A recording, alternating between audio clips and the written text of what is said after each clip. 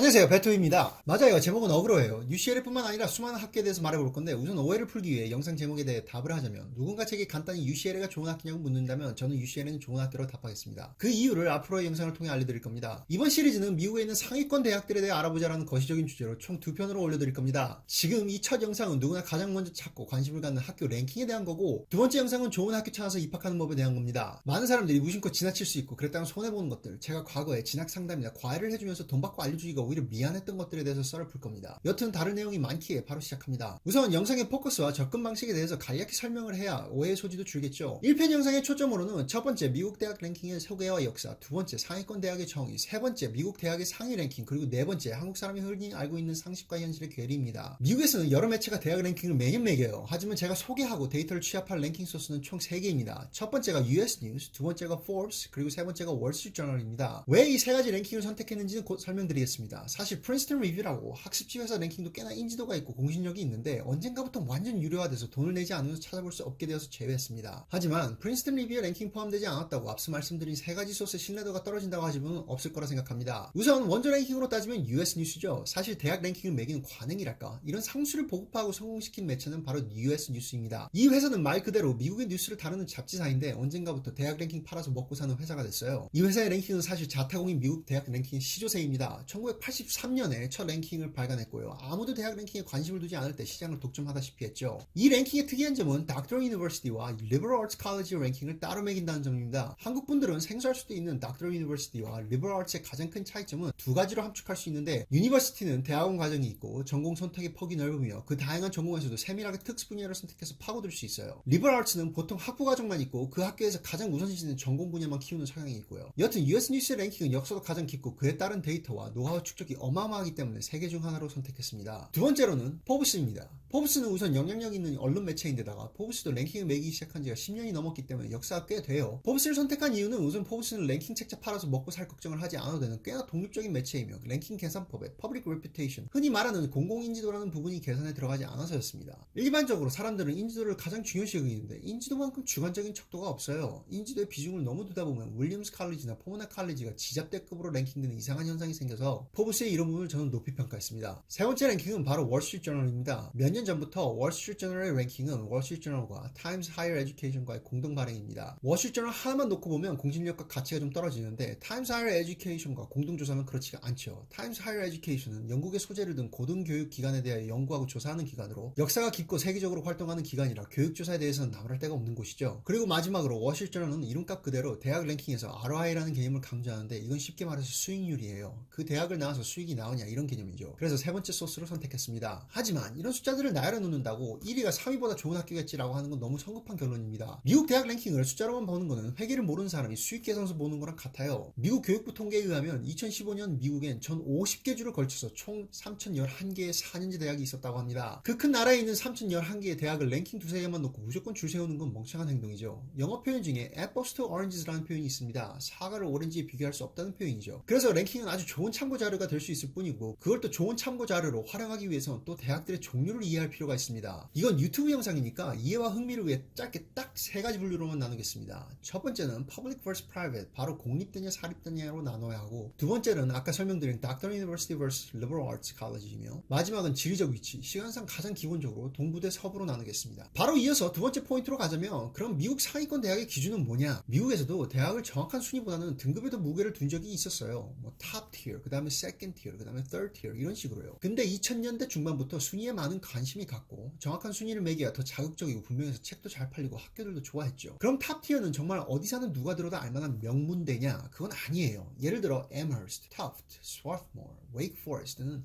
미국에서 태어나서 미국 부모 아래에서 자라고 미국 교육 받고 미국 대학 나와서도 모르는 사람들이 많아요. 이름은 들어봤다 해도 얼마나 좋은 학교인지 어디에 붙어있는지는 모를 확률이 높습니다. 솔직히 Amherst 아시는 분이 몇이나 될까요? 하지만 Amherst는 노벨상 수상자를 5명이나 배출해낸 훌륭한 학교죠. 제가 방금 말씀드린 학교들은 지난 10년간 꾸준히 상위 20, 30위권에 이름을 올렸고 이 학교에서 평균 성적으로만 졸업을 하면 취직 걱정이 절대 없습니다. 자기가 그 분야에서 일을 하고 싶다는 뜻만 있으면 여러 오퍼를 두고 골라갈 수가 있어요. 전공살인 취직 보장되고 3,000개 대학 중에 상위 1%면 상위권 아닌가요? 요지는 인지도 인지도라든지 이름값이라는 개념도 중요하지만 이런 기관들이 학교를 평가하고 순위를 매길 때는 일반인들은 잘 모르는 부분을 많이 고려한다는 거죠. 하여 상위권 대학은 여러 조사 기관과 매체의 랭킹을 전반적으로 종합했을 때 꾸준히 상위 1%에서 2% 사이 이름을 올리고 있고, 그럴 만한 이유가 눈에 띄는 대학들을 상위권이라고 생각합니다. 그럴 만한 이유라는 말의 기준은 우리가 흔히 대학을 가는 이유죠. 배우고 취직하러 가죠. 똑똑하고 훌륭한 사람들에게 둘러싸여서 양질의 교육을 받고 그걸 토대로 인생의 다음 장을 준비할 수 있고 나아가서는 올바르게 사고할 수 있게 준비해주는 게 고등 교육기관의 목적 아닌가요? 그럼 줄 세우기에 컷오프 기준이 중요한 건데 좀 느슨하게 잡자면 30위에서 50위권을 상위권을 잡아도 무리는 없을 것 같습니다. 더군다나 아래로 내려갈수록 랭킹 한두 개는 큰 의미가 없으니 말이죠. 그럼 제가 소개시켜드린 데이터를 취합하면 상위권 랭킹은 어떤 대학이 이름을 올렸는지, 그 데이터를 토대로 미국 상위권 중에서도 명문대라는 수식어가 어울리는 대학은 뭐가 있나 한번 봅시다. 명문대라는 이름은 말 그대로 해석할게요. 상위권에서도 정말 유명한 대학, 나도 알고 옆 사람도 알고 주변 사람들 대부분 이름과 간판을 좋게 알고 있는 대학들, 이게 사실 굉장히 주관적이긴 한데 솔직히 쉽게 식별할 수 있는 이름들이 있기는 해요. 아까 소개시켜드린 터프트나 웨이크 포레스트 같은 경우는 대부분 사람들에게 명문대는 아닐 거예요. 솔직히 이게 많이 중요하긴 하잖아요. 좋은 대학 개고생해서 갔으면은 나 여기 다녀 이러고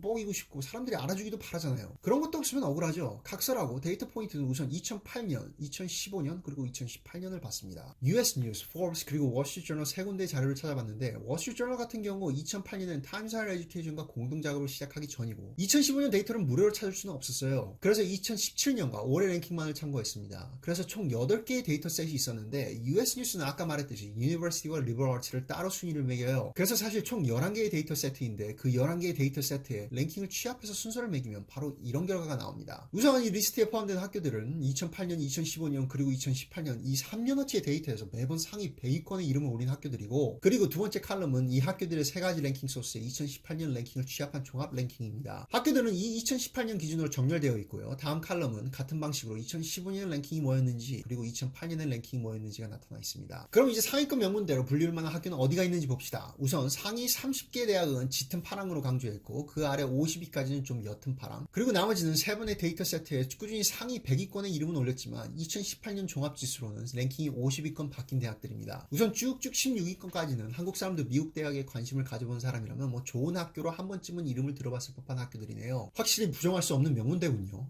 아이비리그가 대거 포함되어 있고 아이비리그에 견주어도 손색 없는 명문들이에요. 보통 유학을 간다라는 포부를 가지면 이 정도는 목표로 삼긴 해야 할 것 같아요. 물론 이 학교만 가야 한다는 건 절대 아닙니다. 오히려 이 영상의 취지는 그 정반대입니다. 그 아래를 쭉 내려가시다 보면은 앰허스트, 라이스, 윌리엄스가 나오면서 인지도 측면에서 조금 아리까리해지고, 조지타운은 가수 로이킴이 나온 대학으로 매스컴을 좀 타서 많은 사람들이 들어봤을 테고, 그 다음부터는 정말 미국 대학에 관심이 없는 사람은 아예 못 들어봤을 학교들이 나오고 있어요. 밴더빌트라든지 스와스모, 클레어몬트 맥케나 등등. 그리고 그 아래 좀 아리까리한 상위권으로는 바로 카네기가 자리 잡고 있고, 그리고 누구나 아는 UCLA, 코카콜라로 유명한 에모리, 그리고 이서진 씨가 졸업한 NYU도 여기 있네요. 자, 그럼 여기서 아까 말씀드린 대학의 세 가지 분류를 짚고 넘어갑시다. 이 칼럼엔 리버럴 아츠 대학들의 표시가 되어 있습니다. 보시면 사람들이 대체로 들어보지 못한 대학들은 대부분 리버럴 아츠예요. 이유는 두 가지입니다. 첫 번째는 학교 규모가 작아서 동문의 네트워크가 거대하지 않고 보통 그 지역에서만 유명한 거고요. 두 번째로는, 그리고 이건 미국 사람들도 리버럴 아츠를 잘 모르는 이유 중에 하나인데, 리버럴 아츠 학교들은 좋은 스포츠 팀이 없어요. 미국에선 대학 스포츠의 여유가 대단하거든요. 그러니까 당연히 상대적으로 졸업생이 많고 캠퍼스가 여러 군데 있는 좋은 스포츠 팀을 가진 대규모 유니버시티가 인지도 면에서 리버럴 아츠를 압도하는 건 당연한 현상입니다. 사람들은 우리 동네 학교 농구팀이 플레이오프에 진출했는지에 관심이 있지만 올해 노벨 화학상에 누가 후보로 이름을 올렸는지는 관심이 없어요. 물론 이 랭킹엔 리버럴 아츠가 꽤나 많이 상위권에 포진되어 있습니다. 말씀드렸다시피 포브스 랭킹은 이 공공인지도에 거의 비중을 두지 않는데, 저는 순수히 이 모든 랭킹을 1대1대1로 조합한 거기 때문에 리버럴 아츠가 거기서 많이 이득을 봤어요. 하지만 저는 한국에서 배움의 뜻이 있어 유학을 오시는 분이라면, 혹은 대학원 준비를 위한 학부 과정에서 인문계 수업을 중요시 여기는 분이라면 리버럴 아츠도 고려해 보시기를 적극 권유하곤 합니다. 그런 사람은 미국에 남아서 술집에서 모교 풋볼팀 응원할 일이 없기 때문에 그런 면에 가치를 둘 필요가 없어요. 하지만 자신이 진정 공부하고 싶은 분야의 석학과 수상자들이 교수진으로 있는 대학에 가서 공부하는 게 훨씬 가치가 있는 일이기 때문에 리버럴 아츠를 간과하시면 안 됩니다. 여튼 이 랭킹엔 이렇게 리버럴 아츠가 비약적으로 대거 포진되어 있는데 포브스의 영향이 크고요. 그렇기 때문에 이 경계선으로 가실수록 리버럴 아츠의 빈도수가 높은 겁니다. 다음으로는 공립이냐 사립이냐, 이것도 굉장히 중요한 문제입니다. 우리가 아는 아이비리그 학교는 다 사립입니다. 하지만 미국인들 사이에선 공립 아이비리그도 존재하는데 바로 이 학교들이죠. 미시간 주립대,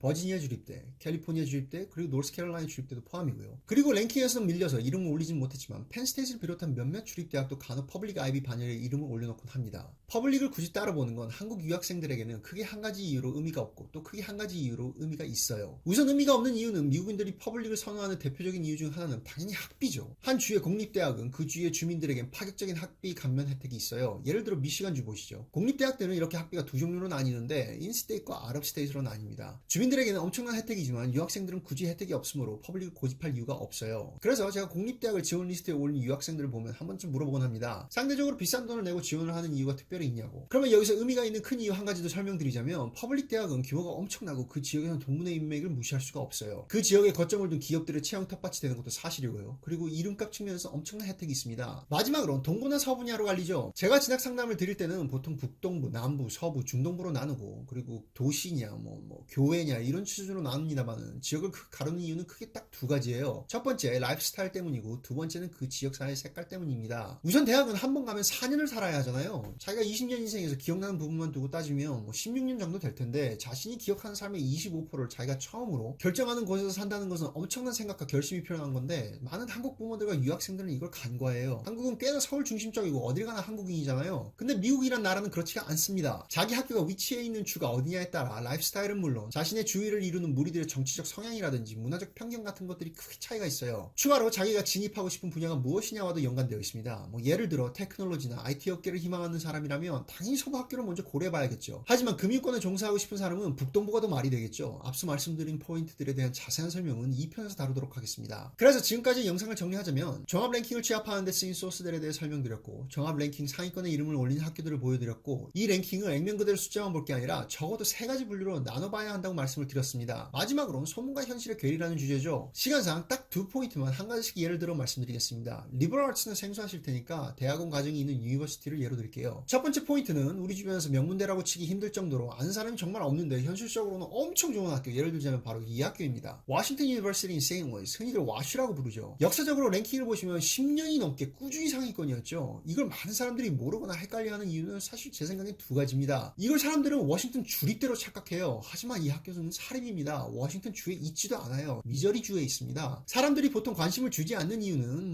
이 학교가 중부권 학교라서죠. 하지만 MBA, 법대, 의대 이 3대 대학원 과정을 다 갖추고 있고 그 세 개 모두 상위권에 있으며 7조가 넘는 학교재단 펀드를 운영하고 있는 어마어마한 학교예요. 한국에서의 동문회도 굉장히 셉니다. 두 번째 포인트는 명문대 수준으로 이름은 많이 알려졌지만 사실 데이터로는 뒷받침이 안 되는 학교, 바로 이 보스턴 칼리지죠. 보스턴이라는 이름은 많이 다들 들어봤을 테고 유명한 도시니까 그리고 좋은 학교들 많은 곳이니까 그 명성에 좀 업혀가는 느낌이 있어요. 근데 굳이 나누자면 상위권의 이름은 못 올리죠. 더군다나 많이들 헷갈려 하시는 게 보스턴대라고 하면 보스턴 유니버시티를 생각하시는데 사실 보스턴은 보스턴 칼리지도 있고 보스턴 유니버시티도 있어요. 보스턴 유니버시티는 보스턴 칼리지보다도 인지도나 입학 성적 측면에서 아래입니다. 그렇다고 무조건 피하라는 말이 아니라 그 이름 때문에 스스로의 랭킹에 오류를 범하지 말라고 말씀드린 겁니다. 많은 영상이 이렇게 랭킹을 소개하고서 랭킹은 중요하지 않아요. 당신한테 좋은 학교가 좋은 거예요. 이렇게 훈훈하게 마무리를 짓는데 안 중요한 정보가 이렇게 온갖 매체를 통해 전해지고 40년 이상 지속되지 않았겠죠. 랭킹은 중요합니다. 하지만 랭킹 좋은 학교 같다고 성공이 보장되는 것도 아니고 랭킹 나쁜 학교 같다고 무조건 실패하는 것도 아닌데 입학하는 게 너무너무 어려워요. 그리고 이와 관련해서 요새 말이 많지만 동양 학생들을 차별한다 미국 명문대는 이런 주제에 대해서 논란이 많이 있죠. 미국에는 affirmative action이라는 게 있는데 그 법안 때문에 오히려 동양 학생들이 역차별을 당하고 있다는 주장이 굉장히 강합니다. 그래서 그 주제도 한번 건드려 볼 겸 다음 영상에선 왜 랭킹 좋은 학교를 가야 하는지 그리고 이 랭킹 좋은 학교 공략법에 대해서도 다뤄보도록 하겠습니다.